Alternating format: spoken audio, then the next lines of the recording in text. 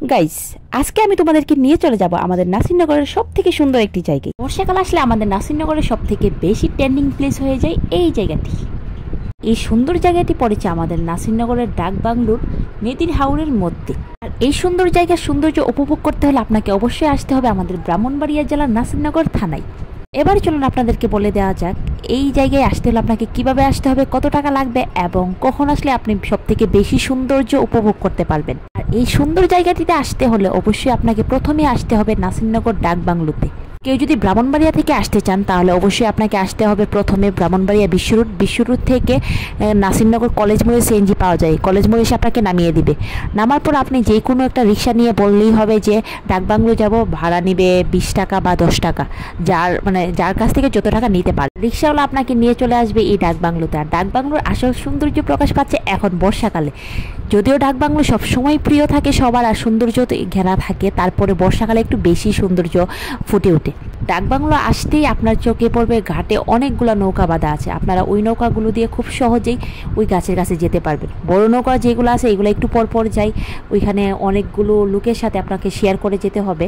আর তাছাড়াও যদি আপনি চান যে আপনি রিজার্ভ করে ভাড়াই নৌকা নিয়ে চলে যাবেন তাহলে যেতে পারবেন। ওই ক্ষেত্রে টাকাটা একটু বেশি লাগবে, আপনারা কথা বলে নিতে হবে, কারণ এই জায়গার ফিক্সড কোনো ভাড়া নেই। যার কাছ থেকে ওরা যত টাকা নিতে পারে তারা তাই নিবে, তো আপনারা ভালো করে কথা বলে নেবেন। আর আমরা এই পিচ্চির সাথে কথা বলতেছিলাম।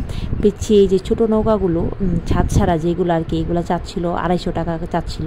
তো আমরা অনেকক্ষণ পিচ্চির সাথে কথা বললাম, কথা বলে 150 টাকায় নৌকা ভাড়া করেছিলাম। কিন্তু আকাশের অবস্থা খারাপ হওয়াতে আমরা এই নৌকা দিয়ে যাই নাই, আমরা অন্য একটা নৌকা দিয়ে গিয়েছি। কারণ হলো বৃষ্টি আসলে এই নৌকাতে আমরা আশ্রয় নিতে পারবো না, ভিতরে যেতে পারবো না।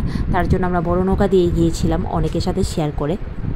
আর হ্যাঁ, আপনারা যারাই ভাড়া করবেন নৌকা তারা একটু কথা বলে নেবেন সময়ের ব্যাপারে, কারণ ওরা ওইখানে গিয়ে বেশিক্ষণ সময় দিতে চায় না, 4-5 মিনিটের মতো সময় দিতে চায়, তারপর আবার তাড়াহুড়া শুরু করে।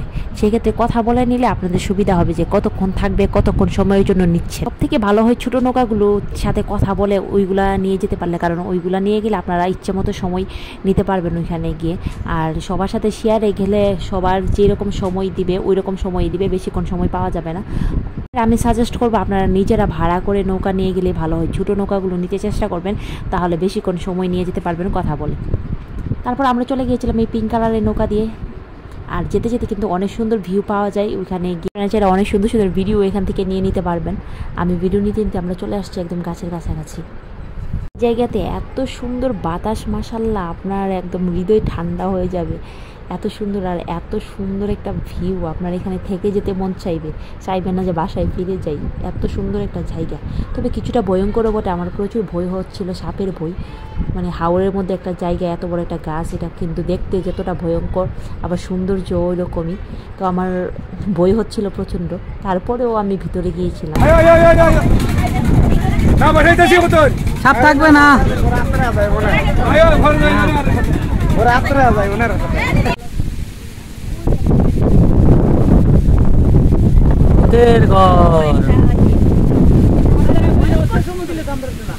জায়গাতে প্রচণ্ড রকম বাতাস ছিল, বাতাস আমাকে উড়াই নিয়ে যাচ্ছিল। আমি তো এমনিতেই চিকনা, আরও একদম বাতাসে উড়াই নিয়ে যাচ্ছিল।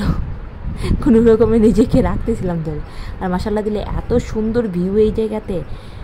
এখন পানি কম হতে গাছের আশেপাশে পানি নেই, সেক্ষেত্রে একটু নেমে হাঁটাহাঁটি করা যাবে। আর যখন পানি বেশি হয়ে যাবে তখন কিন্তু আপনাকে নৌকায় থেকে দেখতে হবে, আপনারা নেমে সৌন্দর্য উপভোগ করতে পারবেন না।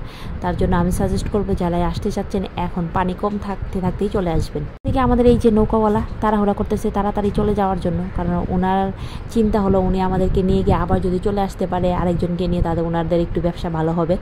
তো উনি আমাদেরকে সময় দিতে চাচ্ছিল না, তারপরে আমরা জোর করে ওনার থেকে সময় নিয়েছিলাম। ভাইরাল সেই গাছ। যাই হোক, ভিডিওটি অনেক বড় হয়ে যাচ্ছে। সবাই ভালো থাকবেন আর পরবর্তী ভিডিও আসা পর্যন্ত অপেক্ষা করবেন। আল্লাহ হাফেজ সবাইকে।